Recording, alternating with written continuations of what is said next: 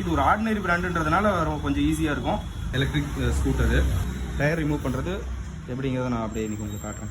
Key remove பண்ணதுக்கப்புறமேலு first வந்து பார்த்திங்கன்னா MCB of பண்ணிடணும்.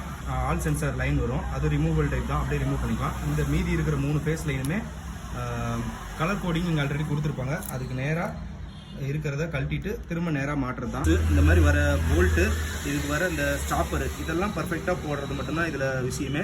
ஸோ இந்த சைடில் பார்த்தீங்கன்னா இதில் நிறைய டிஸ்டன்சர் புஷ்ஷு, வாசர்லாம் கொடுத்துருப்பாங்க.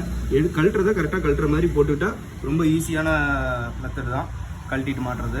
இது ஒரு ஆர்டினரி பிராண்டுன்றதுனால கொஞ்சம் ஈஸியாக இருக்கும். ஸோ இது வந்து ஏத்தர், ஓலா, ஐக்யூபு அதெல்லாம் மட்டும்தான் கொஞ்சம் டஃப்பாக இருக்கும்.